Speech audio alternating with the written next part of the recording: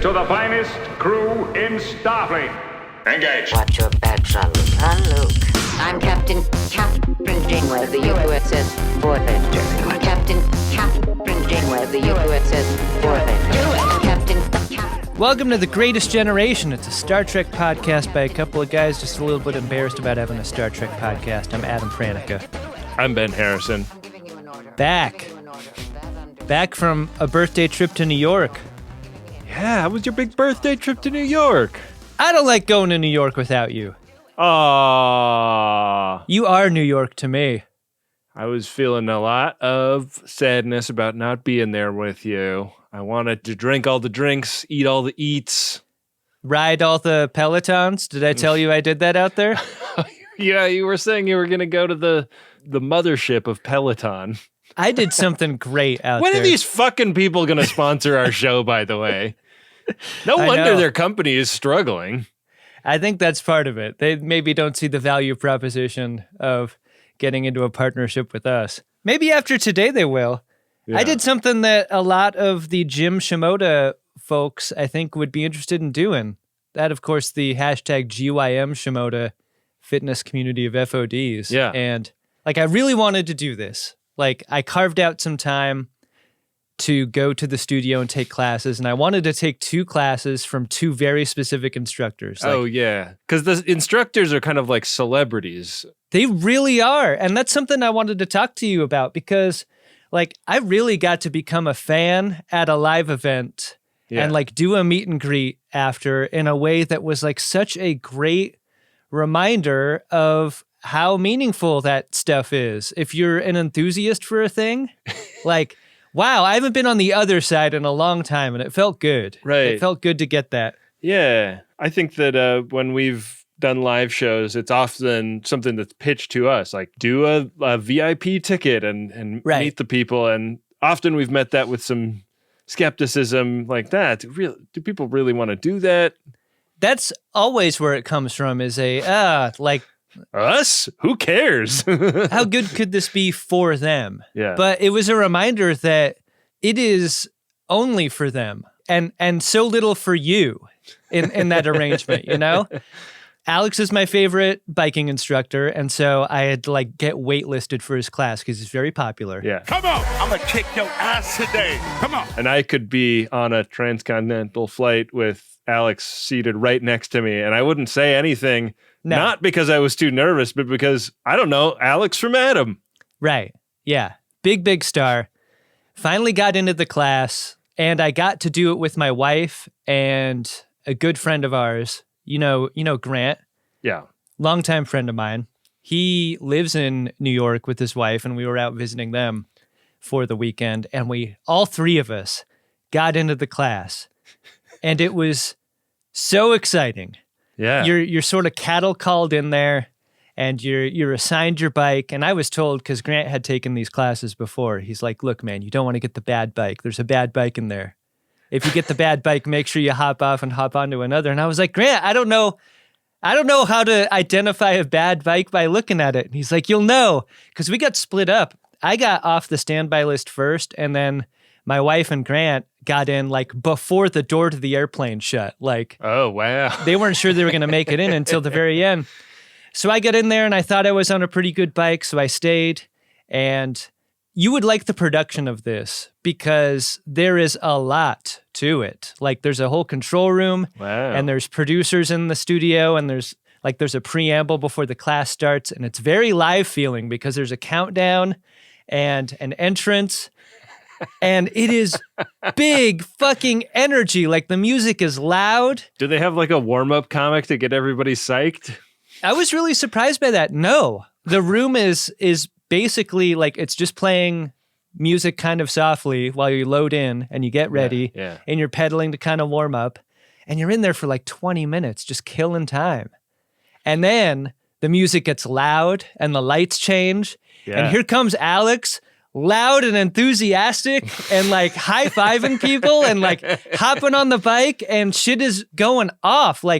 I'm getting chills just thinking about it. It was crazy. And we did our 30-minute ride, and it was super fun. And I got a birthday shout out because it was my birthday. Yeah. And it was my 400th ride. And that was another thing, too. Like, you want to go and do a milestone here. So wow, you get. You really synced them up. Yeah. So I went in there and got some shout outs. And any Jim Shimoda who's on the Peloton who wants to ride my ride, you might be able to see me in the class. It's the May 6th ride with Alex Toussaint. Wow. So the camera pans over the crowd. Cool. Yeah. Yeah. Wow. It was great. Alex made a comment about my headband because I was the only person in there wearing a headband. That was fun. Hey, speaking of the camera panning over the crowd, and you may be able to see Adam in a video shot of New York. Uh-huh. As of this, we will be back from recording the re-encounter at Farpoint. How about that? Yeah. Lots of miles flying back and forth to New York lately. If I'm reading this correctly, it will have been filmed, and tickets to watch the stream of it will be available now at greatestgentour.com. And it's going to be a lot like the streaming spectacular, but for the re-encounter at Farpoint. It's going to be a lot like a Peloton class, because when you're watching the stream at home, you can do it from a bicycle or a couch or anywhere in between. Is there a live chat on a Peloton ride? Because there will be one at the re-encounter at Farpoint stream. It's high fives only, which is a lot less exciting than a live chat. The chat's going to be a ton of fun. You and I always hang out in the chat. Oh, yeah. Speaking of meet and greets, we're going to have a meet and greet as one of the options for tickets. All of that, greatestgentour.com. Yeah. I swear to God, you didn't set me up for this. That was very natural feeling. Like, that's where we were headed all along. Yeah. I've always thought that I was headed straight for the grave all along, Adam. Much like B'Elanna Torres in today's episode. Yeah. Yeah. What do you say we buy 2 tickets, Ben, in coach for Voyager Season 6, Episode 3, Barge of the Dead? Yeah, okay, you talked me into it. Revert course. Unless you've got something a little bigger in your torpedo tubes, I'm not turning around. Our cold open finds us with BLT in an about-to-crash shuttle. Yeah, we start in media bang. It's not pilot related. No. It's ion storm related. And I thought at first, like so many other shuttle crashes that have been Chakotay at the wheel, the shuttle isn't going into a planet. It's going into the shuttle bay. This effect shot is incredible. Yeah, really great job here. Oh, man, so fun. Getting to see out the front window as the shuttle makes a hard landing on the floor of the shuttle bay. It's kind of cool that, like, you don't need a super clean effect shot to sell this because everything's shaky and smoky and crazy feeling. Yeah, they did a perfect job with this. Yeah. BLT bangs her head on the way in. Bang of the head! Medic Tom Paris is here to scan her with a medical tricorder. Tricorder of the medic!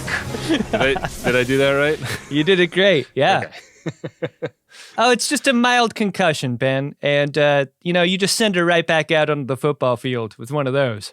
Right. She is not concussed enough to not get in trouble. So she heads to Janeway's office where she is dressed down for risking life and limb to save a multispatial probe. The one that they have. Like, they only have the one multispatial probe, but they also only have one BLT. I think a lot of people would risk it all for a high-value probe. Yeah. You don't want to lose that thing. That's why the whole thing about the flared base. Yeah, exactly. Do not lose the probe. Yeah. I think this is something that Janeway can appreciate in this scene. Kind of a, like, you're in trouble for going above and beyond. Later that night, BLT is alone in her quarters when Chakotay comes in with a wooden shoe that they found wedged in her port nacelle. Yeah. Hence the word sabotage. And this wooden shoe is a Klingon design. I really love how Beltran and Dawson, like, play with the weight of this thing. Yeah. Like, you really get a sense of its mass in this scene in a fun way. Like, it could weigh nothing in reality, but they do a great job selling it. It's hefty. Yeah.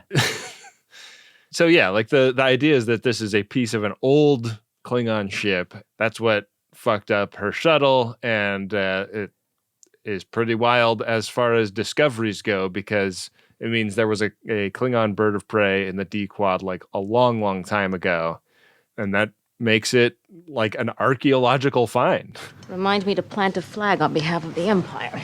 I like the dismissiveness with which BLT sort of kicks in the theory that Chakotay had about, wow, so like the first Klingon explorers were out here doing their Klingon exploring, and BLT's like, they were probably assimilated. And then their ship was sort of blown out the trash chute of a Borg ship, and that's how all this crud got into my nacelle. Yeah. So she puts it down on a glass table, and the camera pans so ominously down to the like below shot of this thing on the glass table that I was like, this glass table is fucking done for.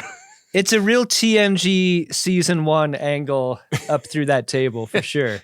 It is. Table of the glass.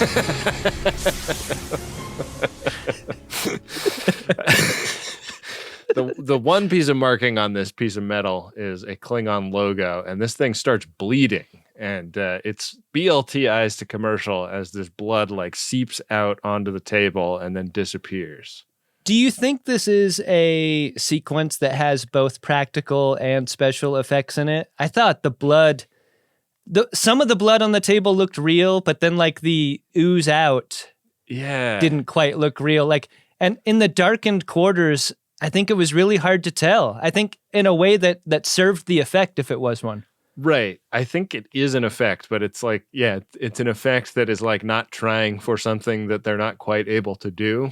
You know? This is an episode that's unique for its use of effects, especially in the like river of blood scenes that come later. Totally. And I wonder if any of that plug-in was used here as well as the river of blood, you know? Yeah. So the next morning, BLT has a hang with Harry Kim down in engineering, and they've put this hunk of metal up on some kind of scanner. And Harry Kim is really not into the idea that there's something special about this, that blood came out of it, that BLT saw what she thought she saw. Harry like kind of whispers to BLT, he's like, you know, I see blood coming out of a lot of things. This is Jesus. My tolerance for this is pretty high. He's like, did you try putting a towel on the bed, BLT? Because it's really, there's nothing to stop you from doing whatever you want. Things seem kind of out of order here, right? Because if BLT is seeing blood that doesn't actually exist, she should be talking to the doc and not Harry Kim. Wouldn't you say? Yeah. It's also 3 a.m. Yeah. in this sequence, so she's like gotten him up out of bed to talk about this. I think that's part of why he's so annoyed at her. I mean, this is stickman time. Right here. Yeah. You pull him off the beat to work overtime. Those Delaney sisters are going unwooed at the moment. Yeah. What are you doing? Yeah. Let's just stick this thing in a containment field and deal with it in the morning. What is Neelix doing up too? Is he like a baker where he gets up super early to get breakfast ready for everyone? Overtime of the dead. You don't get rewarded for working extra hours either. No. Neelix is just a tryhard. So yeah, the way he's trying hard today is he's looked into a lot of interesting Klingon history. I've been doing some research. Why? He wants to throw a big celebration for BLT and her great archaeological discovery in the Klingon style. And this goes to something that you brought up recently, which is the sort of erasure of BLT's Klingon cultural heritage. Right. And this is something that we've talked about Paris engaging in a lot. Like when Paris does a special thing for BLT or they engage in some kind of ceremony, it often is the human version thereof. And Neelix is going hard in the other direction in a way that really chafes against her, and she is not enjoying it. But wouldn't you say that the person this should chafe against, that you detect no chafing at the entire episode is Paris. Because let me try to articulate a concept here that I think you'll understand. I think FODs will get this too. If I weren't doing a good job respecting my wife's cultural heritage or interest or whatever, and some fucking dude throws a party in celebration of that, like to sort of make up for my deficiency, that would reflect poorly on me. And what's interesting about this episode is that is never interrogated. No. Paris's feelings in that way. Like, Paris should feel stepped on here. He should. He does not. No. This Klingon party later, as far as parties go, have to be one of the most fun types to plan, right? The regalia, the wine, the food. Oh, man. Good stuff. So, yeah, Neelix is off to plan that, but BLT is off to have a little hang with Tuvok before the big event. And he, this candle made me nervous that some freshening up was going to be taking place. Did you start to lose track of time here, given the sequence of events that we've gone through? Like, we're in engineering, and then we're talking to Neelix about the party, and then we're going straight to Tuvok's. Did you feel like this was the same night? So that engineering sequence is at 3 a.m. This also is really lit and shot like it is a nighttime sequence. So, this felt like useful confusion to me, though, because you don't feel quite comfortable with where and when you are. And Neelix was acting super weird in that scene before, and now Tuvok is acting really weird. He really nails her with the turn of phrase self-loathing Klingon, and then starts, showing her the batleth and starts kind of showing off his own skills of a warrior. And he sort of pivots in his personality. And like the vibes are dreamlike throughout this whole experience for BLT. How unusual would it be to fight your therapist in a session, Ben? I would say that my therapist has gotten me in the cheek with a sword once or twice. Damn. She's a nice older lady, but she can swing a batleth with the best of them. Nice moves with Tim Russ here. I think it can be easy to look like Star Wars kid if you're winging around a batleth. Yeah. Especially if it's not, your character's primary tool like this is. But Tuvok looks great doing this, and he looks great up to the moment he slashes BLT's cheek. Yeah. And then he talks a little shit before she leaves. It's great. You're not worthy of the blood in your veins. I like this a lot. It's really awkward when they make eye contact at the party. Like, she shows up with Tom Paris, and pretty quickly they make eye contact with Tuvok, who stomps out of there angry. Tuvok doesn't do the, thumb across the throat. He does, the thumb under the eye. Right, across the apple of the cheek. Yeah. Our course is locked in.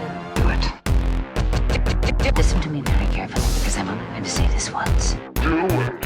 Very interesting audio in this party sequence, because the Doctor is talking to Seven about singing Klingon opera, and that's kind of like the foregrounded audio, but the camera kind of focuses on different things while we're hearing that. And we get that floaty camera perspective, too, that suggests something unusual as well. I was thinking a lot about this. Camera float in this way can be so overdone. And if you put a wide angle lens on it, especially more so. But this is nice. This is subtle. I really liked it. Neelix has replicated some Gach and figured out how to make replicator Gach move around a little bit. Yeah. Which Riker never did. When Riker was preparing for his officer exchange program, he just had the still kind. Yeah. Yeah, he had to practice with still. And then when he was eating live ammo later, he's taking it down. The most popular place at this party is around the jug of blood wine, obviously. And I like to see that. That actually gave BLT and Paris some time to kind of peel off and go sit by themselves. And this is a scene where BLT confide something really, I don't know, surprising to me was that how much her mom would have loved a party like this. We don't hear much about BLT's mom on the show. No, but her mom appreciated all things Klingon in a way that BLT very much does not. Yeah. And she prevails on Paris to respect her wishes to tone down the Klingon shit, the Klingon cultural appropriation that everybody else is engaging in with some zeal. Oh, come on, B'Elanna. They're all doing this for you. Well, then they don't know me very well. Maybe this is good for the show and maybe it isn't, but I had an interesting direction to take this. Okay. At what point does... Direction of the damned! At what point does the appreciation of a culture that isn't yours become awkward or tacky or bad? Because there's a lot of moments in this scene where like Paris and BLT are talking and BLT is looking at her crew participating in this party. And I really think that that's an interesting line where like, you want to depict them having a good time and appreciating the gawk, but you don't want to show them having too good of a time, you know? Yeah. I mean, I think that like if they'd all gotten loaf put on by the doctor before coming down, that would be different. So it really comes down to the costuming and the makeup that would be over the line? I think so. Because I think that like in these conversations that are being had about cultural appropriation, a lot of it is about like when and how somebody kind of puts on the cultural signifiers of another culture. Like, right, you know, a Post Malone sort of speaking in a black accent and having a certain kind of music when it is convenient, and then not, and doing other shit when it is more profitable to be a different way. You really want to be on the receiving end of Post Malone fan letters, Ben? I wonder what the Post Malone friend of DeSoto Venn diagram looks like. When you get letters from their fan club, it's from the Post. I guess so. That would make sense. Yeah. Or like I read about like a company in the UK that claimed to have invented making plantain chips, and like every single person in the global south just like collectively rolled their eyes.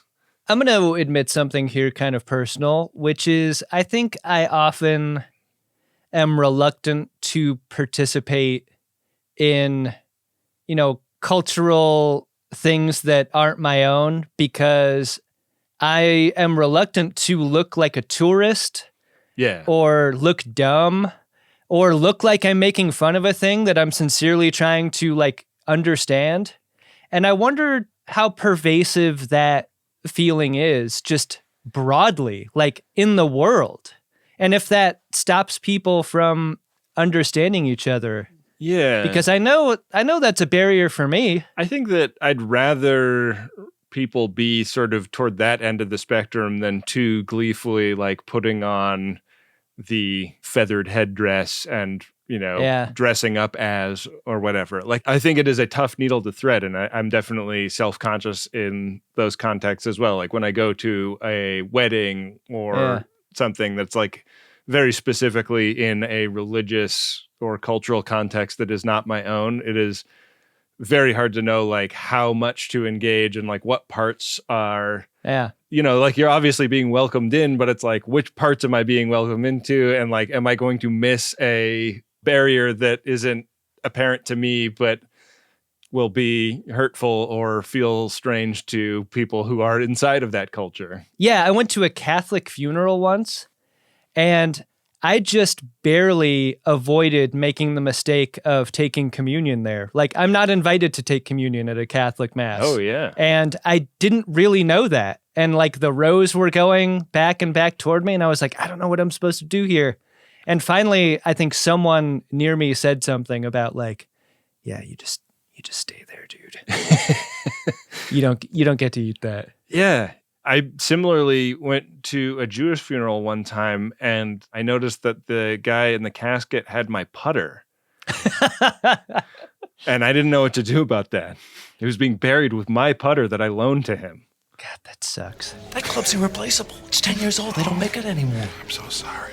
Janeway gives a toast. This is a special moment for any captain.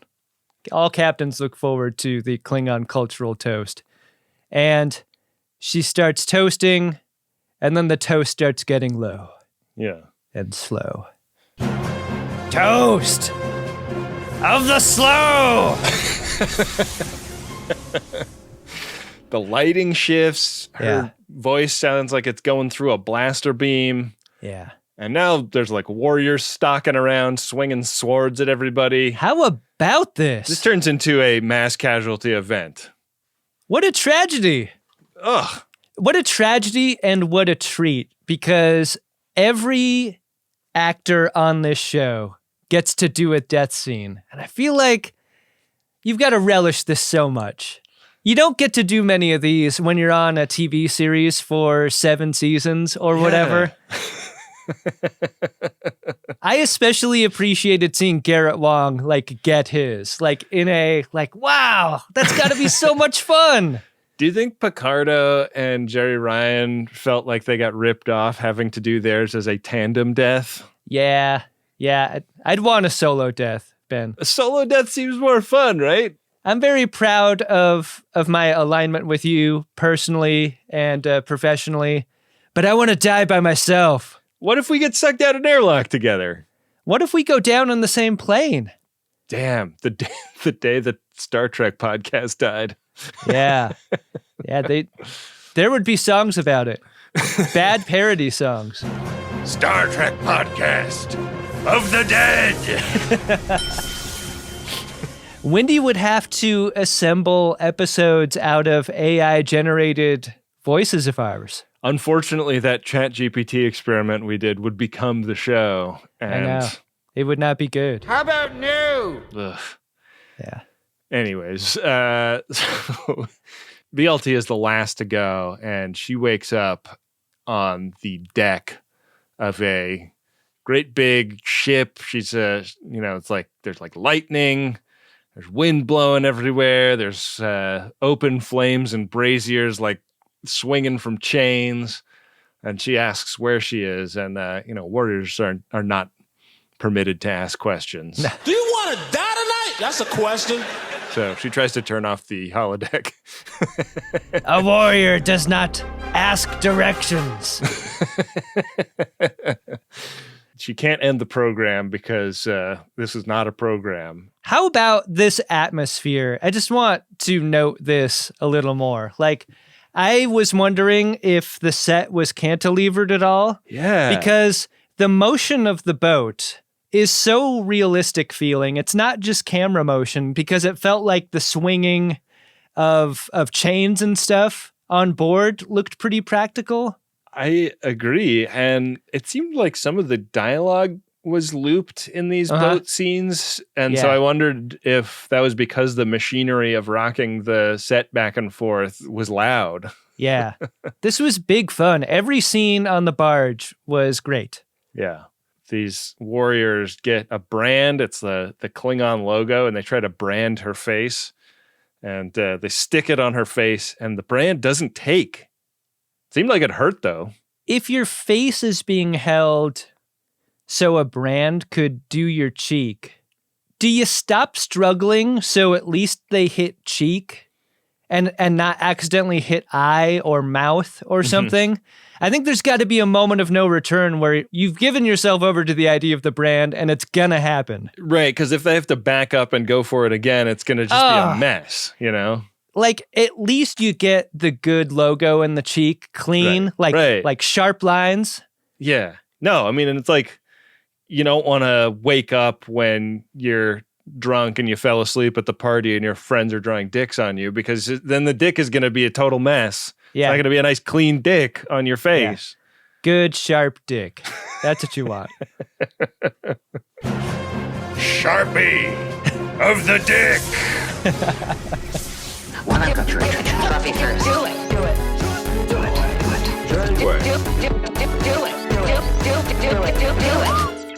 So BLT, having been rebuffed after asking directions, looks up at the sign and says that the next stop is Gre'thor on the barge of the dead.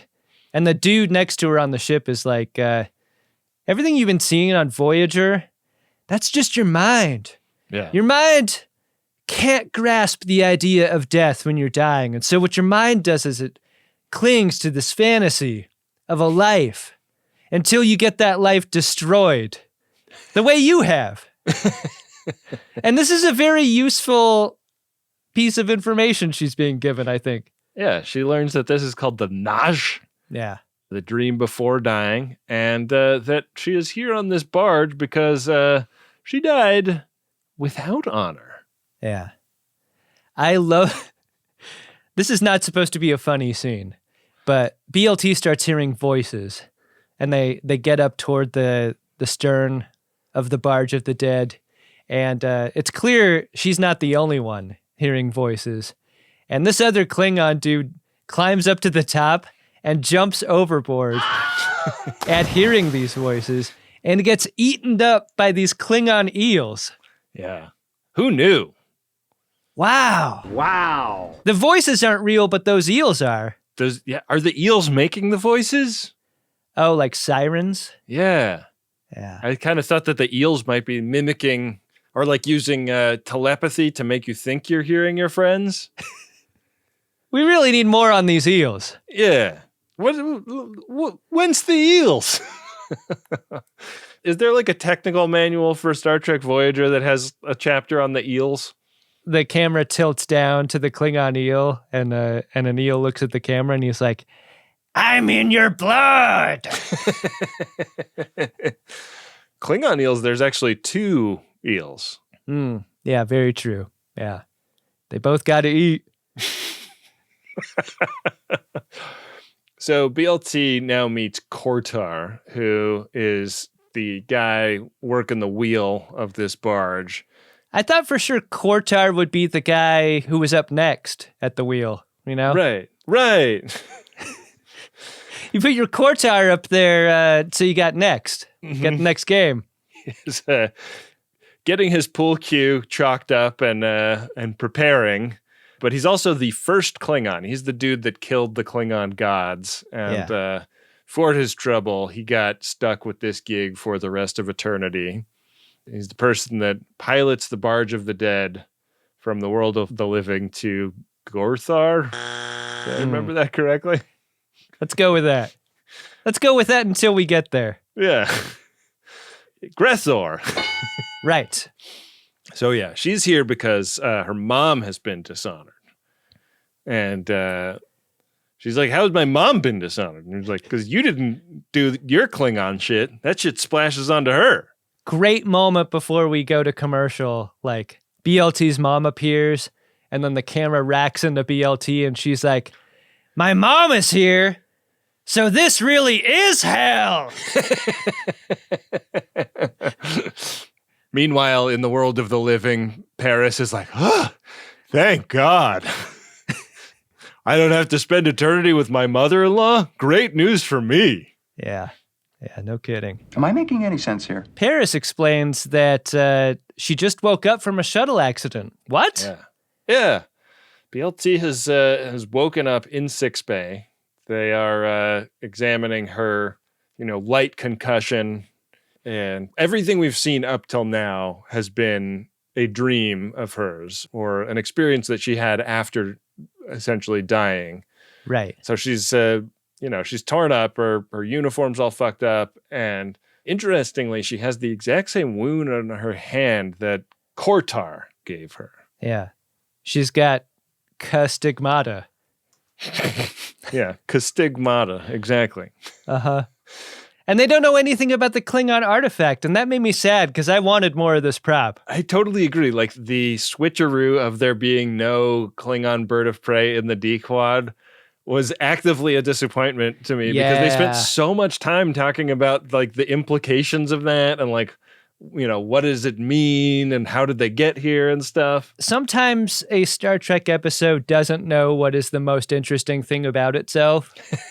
And this is one of those moments where like, I feel like we could just take a hard left into that. I was so interested in that and wondering what the implications of them having walked away from it were, that I almost missed a very fun practical effect in this shot where you see the wound on her hand and the doctor is waving the light on it and it lowers out of frame and a different hand that doesn't have a wound on it comes back up into frame.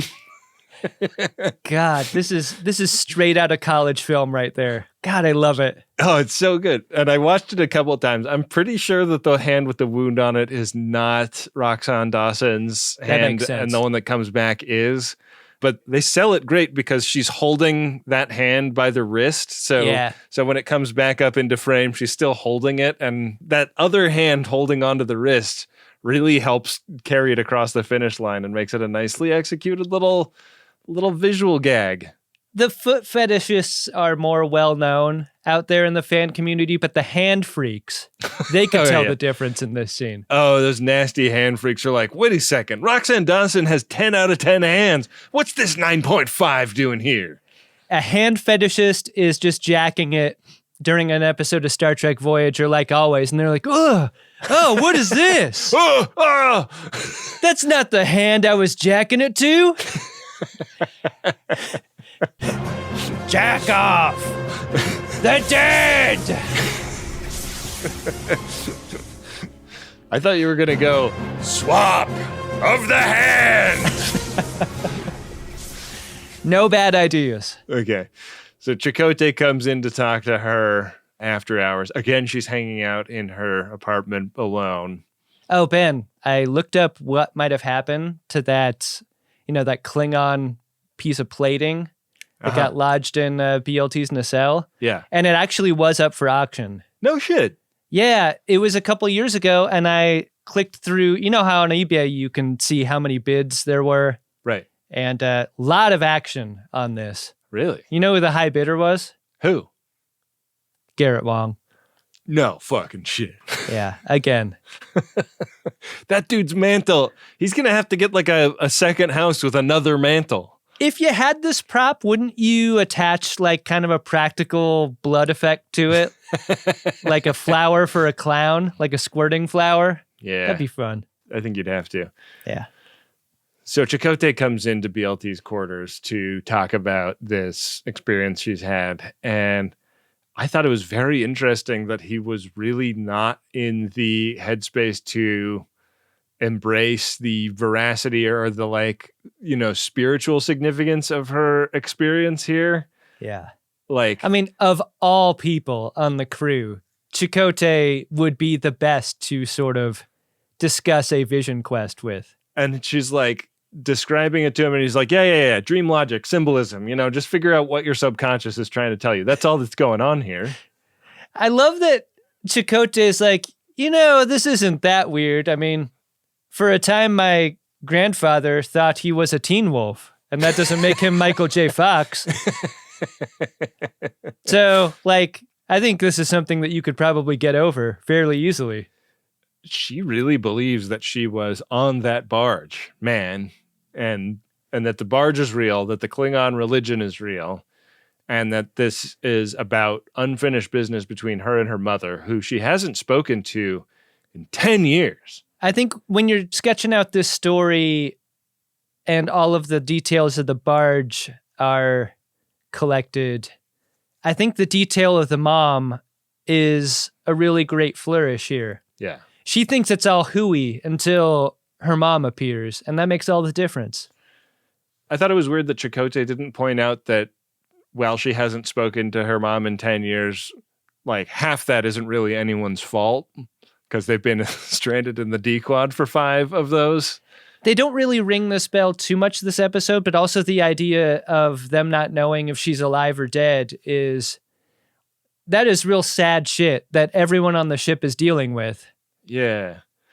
Yeah. So, I mean, she has chosen to believe that this means her mom died for real. And she encountered her real mom in an afterlife or like a pre-afterlife situation on this barge of the dead. Even pre-afterlife can get you pregnant. Right. So. Yeah. Not to mention afterlifing in a hot tub. Right. Indeed. But like her secular non-Klingon lifestyle is fucking up her mom's afterlife, because if BLT has no honor, that splashes onto her family. And even though her mom has lots of honor, she's going to die and suffer the ignominy of not getting to go to Stovokor. I've got to get that Platinum? Get that Low enlargement. I've got to get that Platinum? What now? Are you planning a heist? gold. Captain Janeway of the USS Voyager. Captain Janeway of the USS Voyager. Do it. Do it. BLT's back to work later on, but she's not really working. She brought some personal reading material with her into engineering. And this is something that Paris notices when he chats her up. And all of this is explained to Paris, the story of her mom and the dishonor and so forth. And Paris gets a "don't you see" done at him. Don't you see? I have a chance to rescue my mother. And I feel like you're a real asshole if you don't get on the person's level after a "don't you see." Uh-huh. You're kind of obligated to believe a "don't you see," right? I guess so. But in Paris's defense, she's like reading a scroll in a language he doesn't read. And like, it's funny. BLT's pointing it out with a finger that may or may not be hers. You're going to have to ask the hand fetish community about that. She's like, "Don't you see?" And he's like, "What I see, B'Elanna, is a manicure that doesn't match the one you had in the last frame." I can't jack it to that manicure. The continuity is all off. Harry Kim's in the corner. He's like, "I could jack it to that." Yeah. He was stating the obvious again. Twice.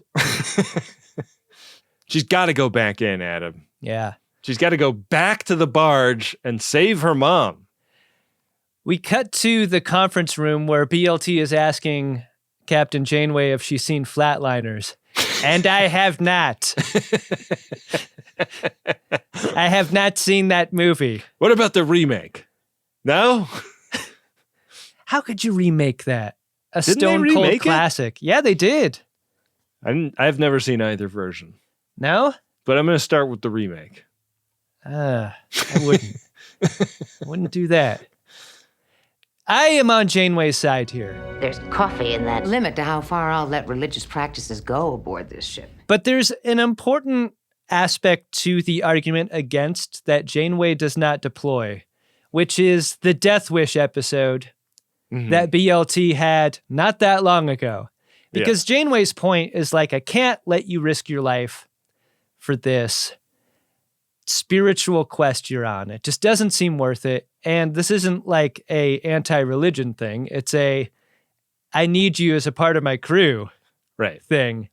And I think the final like gilding of this argument would have been the, and also you remember all those times you tried to kill yourself not that long ago? Like, I think we're still on a form of probation there, right? Like, what kind of captain would I be if I let you do this right after censuring you for all of that behavior not that long ago? You're under observation. And the argument is about, like, is this a religious freedom thing or not? And Janeway's like, well, if you wanted to sacrifice a child to appease your gods, I wouldn't let you do that. And BLT's like, what if I sacrificed a child to run the ship, like to provide energy for the ship for a certain amount of time? Would you be up for that? Long live the first servant. Laura, you can't do this to him. Stop! What if that child were Naomi Wildman? Sounds great. It's a no-go, but then BLT really appeals on the, like, haven't you learned to trust me? Sort of putting Janeway in the, like, you are my surrogate mother position in a way. Well, it was an interesting order to the argument too, right? Because once it seems clear that it's going to be a no for this idea, BLT, like, slams Janeway pretty hard about like, you're just like my mom who was like clinging to Klingon weapons and the Book of Kalis, and you're like Orthodox Starfleet or whatever. You're just like two versions of the same person. Right. And then she softens up after that argument, and that combination seems to have persuaded her. It's like, don't go down the path that my mom went down that led to our 10-year rift, or really 5-year rift plus 5 years of us being stranded out here. This is Delta Quadrant interest, right? Compounding weekly. Yeah. So if you feel like we've come a long way of you mentoring me and making a great officer out of me, like, let me do the same with my mom. And this causes Janeway to change her mind, and we smash down to Sickbay, where they've sort of like set it up partially as a Klingon ceremonial space, because they've brought in like, some decorations and some big candles and some sashes and things. Is the Klingon candle store and the Klingon Mall actually a cool store at the Klingon Mall? Kind of seems that way. Yeah. These props are great. This is the type of shit that Garrett Wang should be bidding on, Like, this will really class up your garden party. Yeah, I bet. A hunk of metal isn't going to do anything for anyone. The doc wheels over the CRT TV VCR combo and is like, I think we might have time to watch Flatliners before we do this. Just to really familiarize ourselves with what might happen here. Tom is even more against this plan than Janeway was, and he's even down to like convert to Klingonism to stop her. This is such a great point by you, because do you feel like Paris was expecting the captain to say no, and now he's put in that awful position of like, if he thought the captain were going to say no, that means he doesn't have to. It kind of gets him off the hook. Right. But now that she says yes, like, what are you going to do? You can't be the guy who says no here. He'd look like an asshole. Oh, I would be so upset if I were Paris. Yeah. Instead, he has to be a party to it, right? He has to go like work the computer with the captain. Supportive husband of the dead. They make like a force field around the bio bed, and the EMH is standing inside it and starts like recreating the conditions of the ionic storm that killed her before. We see her eyelids get heavy and her neural activity decline, and she wakes up again. She kind of half Brandos, which is how you know she isn't dead all the way. Yeah, but she squirts a little bit for sure. Yeah. I mean, how could you not? Pretty sad if you're Paris watching her brain function slow to a crawl. Like, ugh, that sucks. I haven't seen her brain function slow to a crawl that bad since, early in our dating when I was really knocking it out with her. Yeah. But, we're kind of past the honeymoon phase, and it's gotten very routine. I don't think that it's having the same effect. Yeah, we left our masks and latex phase pretty long ago after a few close calls. So she wakes up on the barge again, this time dressed as a warrior. I like this. I couldn't tell if she was like trying to sneak around this time. Like, it seems like it. But she's not like hiding her presence. She's just like turning away from people so they don't recognize her. This is a half-filled barge subway car. Right. Skulking around. That's the one you're looking for. You don't want to get on the empty barge subway car, because that one's going to have something smelly in it. I had subway doors close on me on my trip to New York. Uh-huh. And it fucking hurt. Yeah. Those things really close hard. Yeah, those doors are no joke. Yeah. That's why they say, stand clear of the closing doors, please. I mean, I was just trying to make it in time. The rest of my friends had gotten on board ahead of me. Oh, I almost got left behind. You almost dealt with the nightmare scenario. I know. Having to wait for the next train. Yeah, no one wants that. Now that cell phones work in the subway, that is not the bad thing that it used to be. Yeah. It used to be like, well, I might never see them again. Yeah, that was it. Almost. So BLT skulks down to the lower area of the Barge of the Dead. The basement of the dead. And she finds her mom down there. And her mom is pissed. And I think it's because of BLT's big city apology. Right. Not a good apology, BLT. I'm sorry if I dishonored you. Nope. Yeah. You got to go quad box here. Just because you killed yourself to come here and do that doesn't mean that we're accepting your atonement in this moment. Really got to apologize to Wendy for my head cold. I got to get the mute button set up here. So yeah, they kind of pick up their argument right where they left off 10 years ago. Yeah. And, yeah, you know, like you never want your rescue mission to devolve into an argument with the person you're there to rescue. Like, no. She was just there to like get her mom off of the barge. Yeah. Not to like resolve their entire conflict, W/R/T observing Klingon ritual.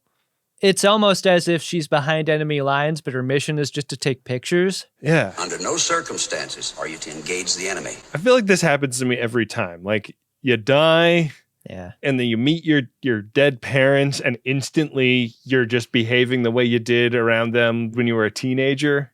Yeah. It's very humiliating. I know you don't want to do it. Do it. Coffee black. Make it yourself. I'm trying to help you see this as an opportunity to grow. Make it yourself. I don't find very many depictions of the afterlife believable, but this one. This one really makes sense to me. Yeah. Just an unforgiving parent for eternity. Yeah. And you're stuck on mass transit to a place you may not ever get to. Ah! And BLT is like, we don't have time for this fucking bullshit. Like, there's a ritual we got to do to get you out of here, like I read in that scroll. Yeah.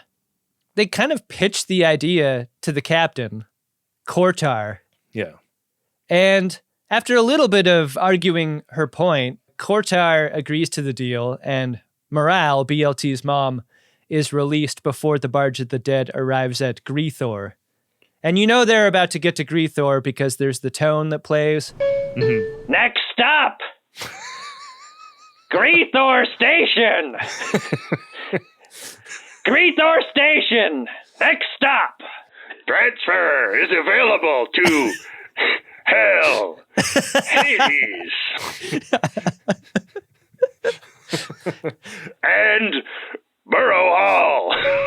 Stand clear of the closing doors, please. On top of BLT's mom not being interested in the idea of like tricking her way into Stovacor, she's like, I'd rather go to Gre'thor and like suffer this dishonor than have you come in here and do some like oopsie daisy trick and like pull the wool over Kortar's eyes and have no punishment fall on either of us. The whole indignity of this is that it feels like a cheat, right? Right. And BLT's mom is a spiteful ass lady. Like she's like, yeah, she's not down with that at all. You still understand nothing about being a Klingon. I don't know, like if Morale ever got a look inside the gates of Gre'thor the way BLT does, she might change her tune because it looks hot in there. Yeah. Real hot. Looks positively uncomfortable.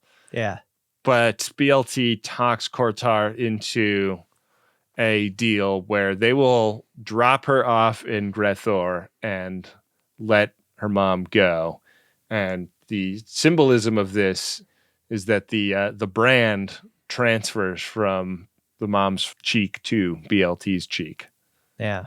It sort of seemed like he went for the scheme that she was proposing after rejecting it, though, because wasn't it like, I'm not going to let her go until after you're like inside those gates? Yeah, it feels a little premature. Yeah. Anyway, she talks him into it, and it's time to start pulling up on these gates that we've been hearing so much about. They looked really familiar to me, Adam. The gates? The gates of Gre'thor. It was a real like, Miss Morale, my dear Miss BLT. Welcome to Jurassic Park. Tuvok is the one that knocks her off the plank? This is so weird. This is when the episode really gets bizarre in a really useful way because, like, we've cut before to Sickbay where BLT is coding and Doc and Paris try to get to work on reviving her. But then BLT wakes up in a kind of Sickbay, which is actually Gre'thor. And when Neelix and the Doctor are there to greet, I mean, you know you're in hell when Neelix is there, right? But like Fek'lhr's not there and no Cavern of Despair. It turns out hell is Voyager. Hell is Voyager, the EMH is going to be singing, and Neelix is her guide, so that checks out. Yeah, none of this feels not hell at this point. And so BLT finds herself back in the mess hall for Janeway's toast, and you feel like shit's about to go down again, right? You do. We haven't seen Fek'lhr at all. You're wondering, is Janeway Fek'lhr? You can't have Fek'lhr on a carpeted set. I think that's what made the TNG episode work. Fek'lhr was clearly like on linoleum tile. You just floor squeegee behind Fek'lhr on that shooting day. Do you think that they gave any thought to like putting the characters in costumes other than what they wear on the ship to make them look more demon-y? Yeah, but that's hard when you're trying to make your day and you're going back and forth and stuff. Yeah. It would be fun. I don't know if you need it. A lot of these sequences happen really fast, and you know what they don't have in costuming, they make up in atmosphere. Yeah. Other atmosphere, like with light and camera angle and camera lens. I think it works as is. I do too. I think that like, especially with Neelix and his kind of like flowery, highly colorful costume, I was like, oh, that's kind of an interesting choice. Like Neelix as Nek'lhr would be really fun though. Uh-huh. Yeah. He's just wet Neelix. That's all. This devolves into the Friars Club roast of BLT, where they are all telling her about all of the things that they don't care for about her, the way that she keeps them at arm's length, that she doesn't embrace all of the different roles she plays in different people's lives, whether it be, you know, Starfleet officer or Maquis or girlfriend or whatever. This has worked in Star Trek before, notably with the wormhole alien visions that Sisko has. Right. I like how this feels to see characters we're familiar with talking this way. It's scary. Her mom arrives in a Starfleet uniform, and the argument continues. There's your uniform change, Ben. I guess so. How about that? BLT is asking for, you know, like, tell me the answer. Like, tell me what this is supposed to be making me realize. Like, obviously, this is about me receiving an important message. This is like the breakdown. I keep comparing this to other TNG episodes, but like the Eyes in the Dark Deanna Troi episode, I feel like finally devolves at the end with Troi going, what the fuck is this? Just tell me the answer. On and on with Eyes in the Dark. Like, I'm tired. I'm so tired. You're exhausted. This is like that breaking point for BLT. She's going through it. She's like, metaphor. But for what? Right. The last thing her mom says to her is to choose to live, which, you know, usually Klingons are telling you to choose your pain. Right. Yeah. But she comes back up onto the deck of the barge and is given a sword by Tuvok. And, you know, is being asked to fight all of them. But she decides to fling the sword into the water. The camera follows the bat'leth as it kind of frisbees into the water. And then it gets eaten by this double-headed Klingon eel. And the eel fucking dies. Yeah. Meal of the eel! Do dead eels go to Gre'thor? Oh, I think they go to, they become unagi. That'll put lead in your pencil. There's like a really like beautiful rainbow bridge that the Klingon eel waits at. Yeah. For when Kortar finally passes. They get to go over together. Yeah. That's nice. All eels go to Stovokor. Yeah. So it seems like this is enough for Mom to go to Stovokor? Or does she just live? I mean, it's hard to say, right? BLT having chosen to stop fighting, whatever she means by that definition, suggests that her mom gets with that as the point of this all along. Stop fighting. Right. Stop resisting everybody. She's like, fine, I will. And then her mom's like, all right, I guess I'll see you again when either you come home or I'm dead. It's going to be really weird when BLT makes it home and like tries to strike up a conversation with her mom, and her mom is not aware of any of this and is like, I'm still mad at you. Leave me alone.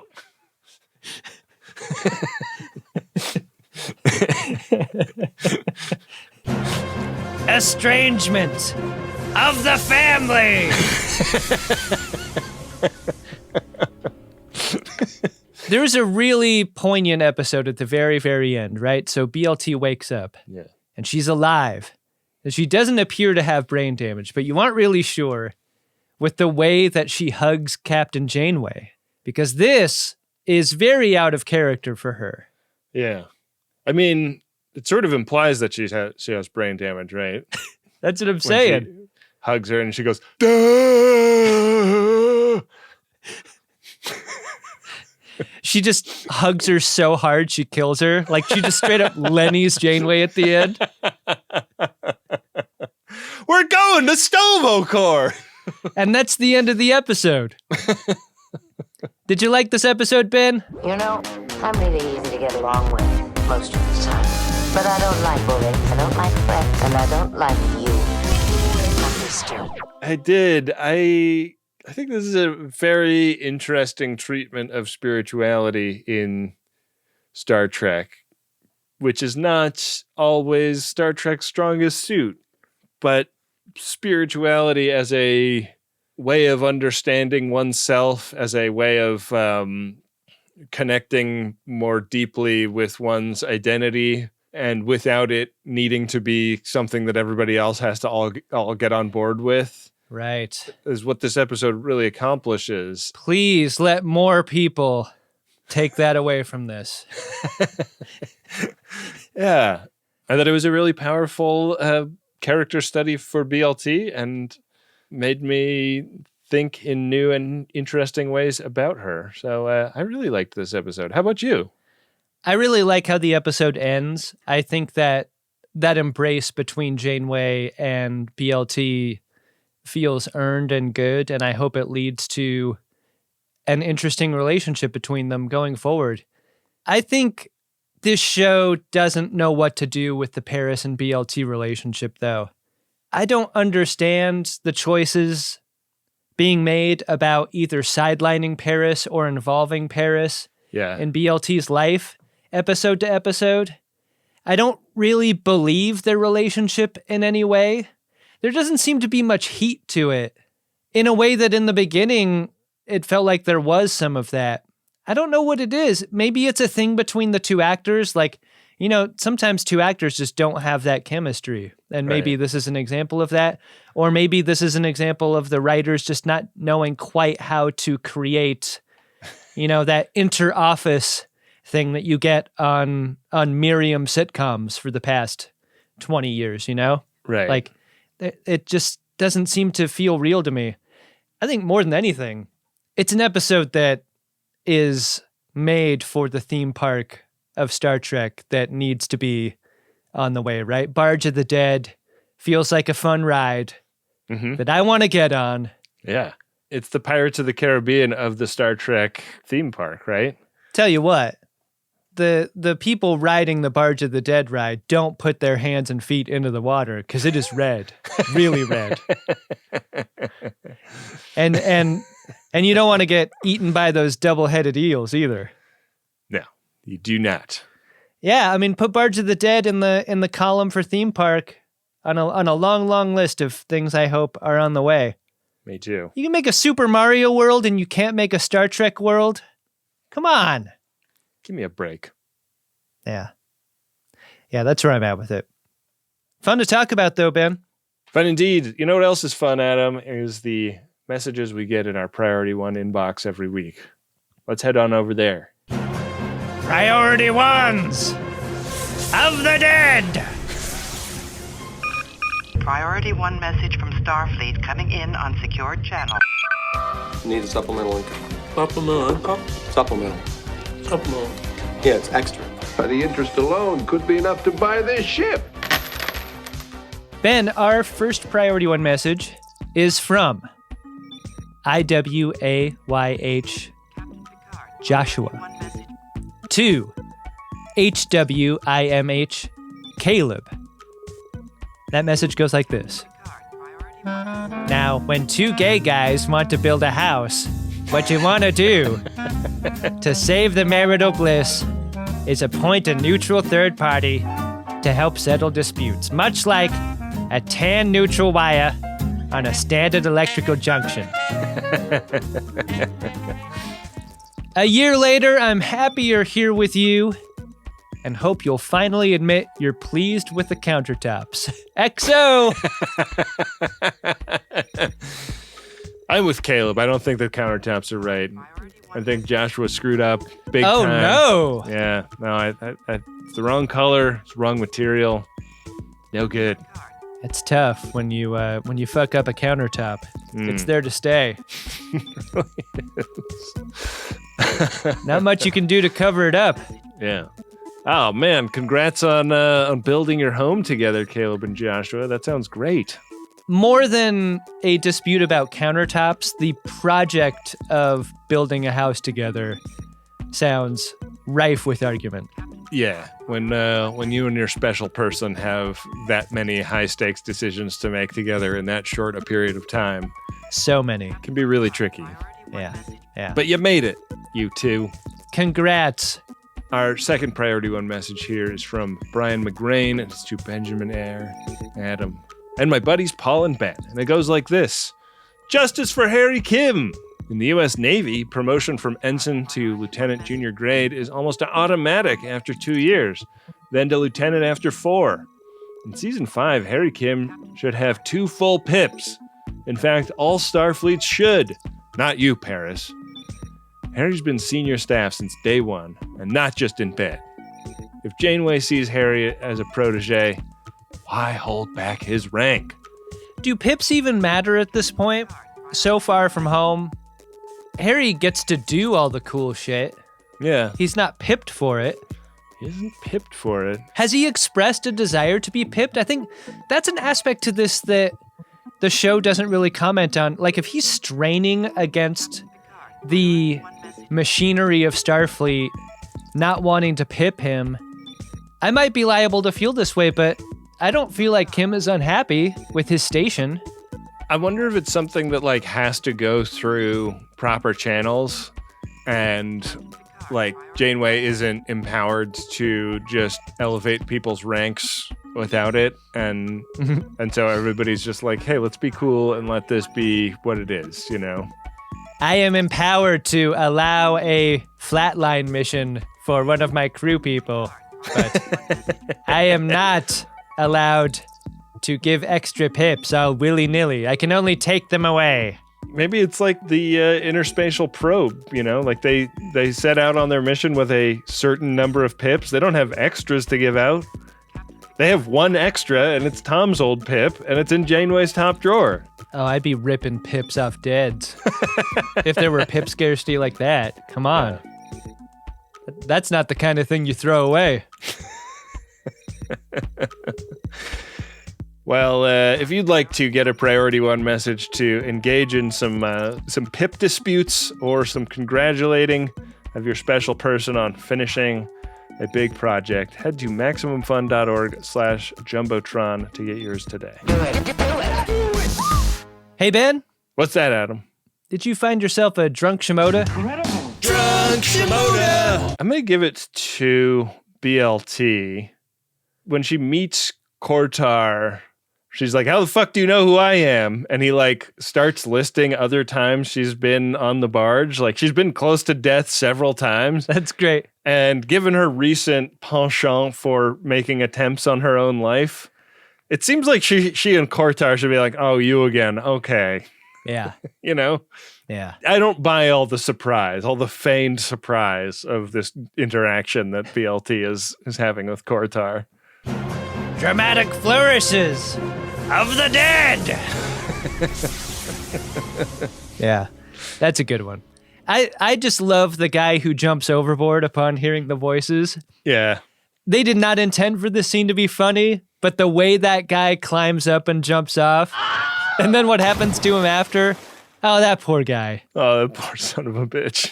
This being the afterlife and it being hell would make it seem as though as soon as this guy's torn to shreds by double-headed Klingon eels, he would appear right back on the barge. Yeah. Like, there's no escape. There are things here worse than death.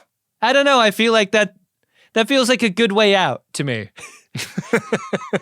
You know? I want to be torn apart by eels instead of burning in the hellfire of Gre'thor.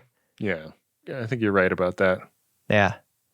Maybe that's what they just want people to think. That guy did find a way out. Being eaten by eels is how you get out of hell. But like the word on the street is, nah, that ain't it.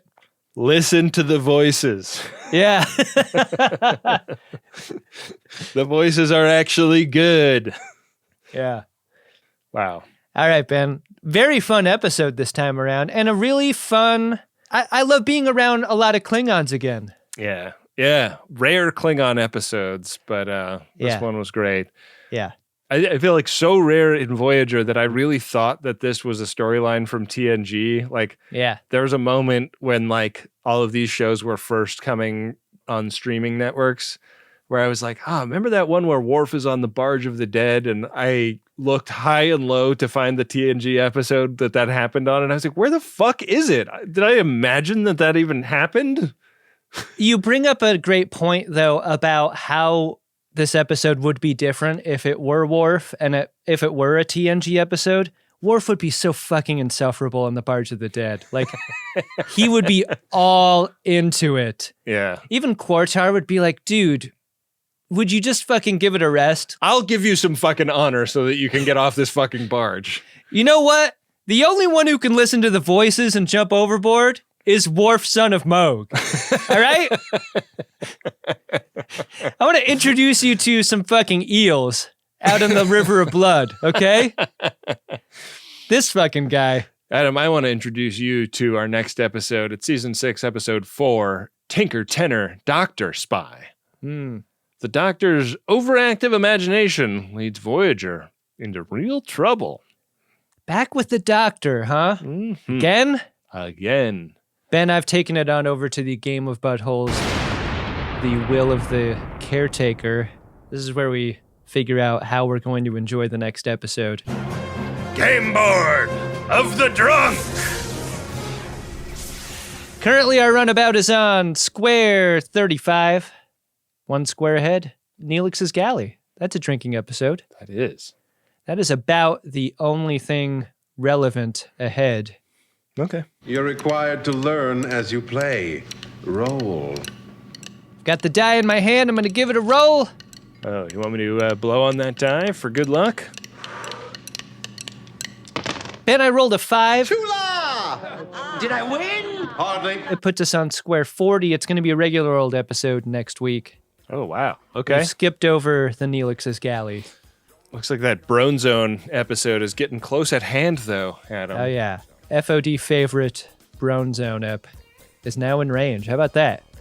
The FODs are my favorite, Adam. We got the ones who support the show on a monthly basis to thank for our livelihoods. You rule. Yeah. And we really appreciate you. MaximumFun.org/join is how you become a supporter of the show. Yeah, get that monthly bonus content. You keep the show going and you keep it free for everyone who can't pay for it. Got to thank Wendy Pretty, our producer and editor. Got to thank Bill Tilley, the card daddy who runs the @GreatestTrek social media accounts.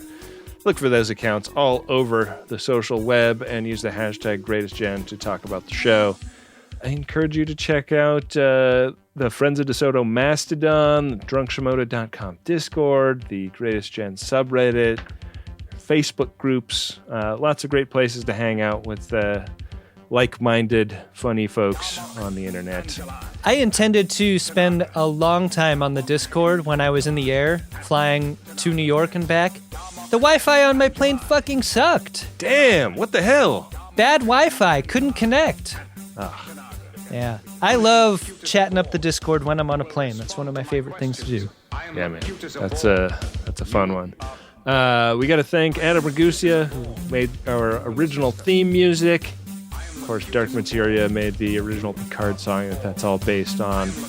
Really appreciate those two for making this show sound the way it does. With that, we will be back at you next week. Another great episode of Star Trek Voyager, and an episode of the Greatest Generation Voyager that I assume will have Gary Oldman in it. Oh, yeah. He's a favorite of yours. Mm-hmm. Love the old man. Yeah.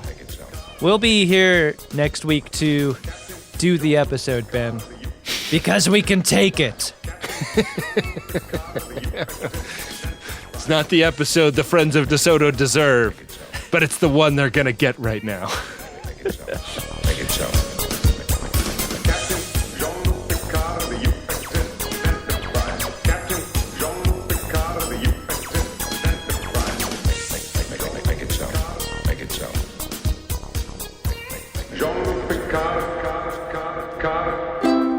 MaximumFun.org. Comedy and culture. Artist owned. Audience supported.